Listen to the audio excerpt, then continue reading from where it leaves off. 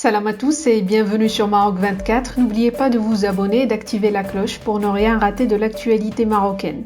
Aujourd'hui, on va aborder un sujet délicat concernant la communauté amazigh en Algérie avec l'agression des supporters de la jeunesse sportive de Kabylie GSK à Tunis et l'implication algérienne dans les affaires libyennes liées au Conseil supérieur des Amazighs de Libye CSAL. On se demande si le régime algérien entretient une hostilité non déclarée envers les Amazighs. On va creuser ces événements ensemble dans cette revue de presse tirée des sites d'information Express et Barlaman.com. Le match entre l'Espérance de Tunis et la jeunesse sportive de Kabylie a dû être interrompu, des supporters ont tenté d'entrer sur la pelouse et ont été repoussés, des affrontements ont ensuite éclaté.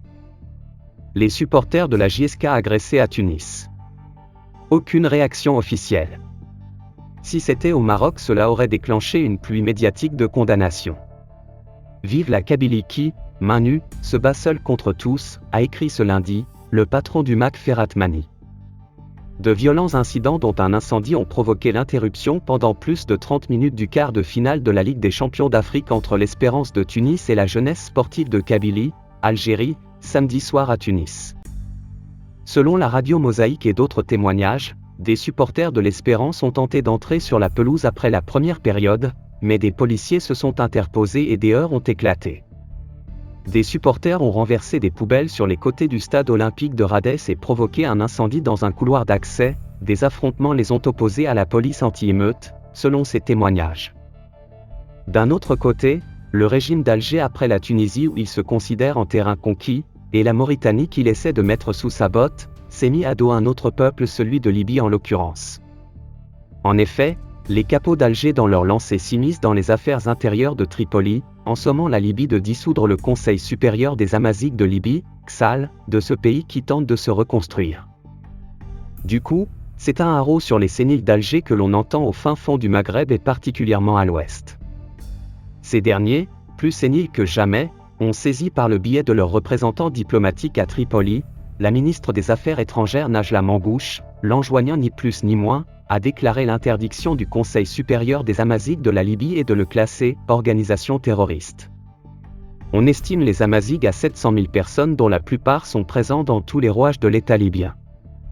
Voilà donc, après le MAC à l'interne, Alger se donne des airs d'hégémonie à l'externe, légitimant un peu plus le mouvement pour l'autonomie de la Kabylie, né voilà plus de 2 décennies et luttant pacifiquement pour l'indépendance de la Kabylie. La raison de ce soulèvement diplomatique de la part des capots d'Alger, on la trouve dans la dernière manifestation organisée par le MAC à Paris, Bastille, Place La Nation, qui avait réuni près de 20 000 personnes avec la participation de délégations de plusieurs pays dont évidemment celle justement du Conseil supérieur des Amazighs de la Libye.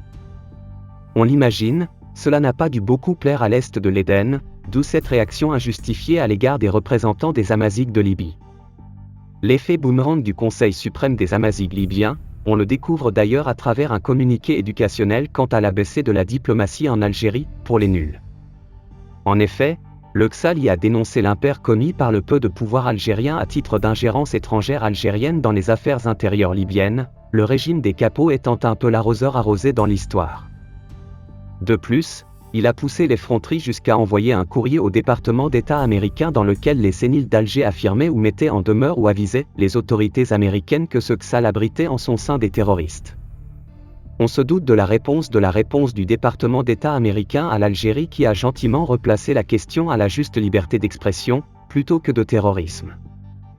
D'ailleurs, le terroriste en chef, dont faisaient allusion les capots d'Alger, Ferhat Meni en l'occurrence est leader du MAC, classé organisation terroriste par le régime kaki algérien en mai 2021, est sur le sol des États-Unis, où il devrait prendre part à moult conférences et meetings dans différents États de la première puissance mondiale où du reste, il a toujours été le bienvenu.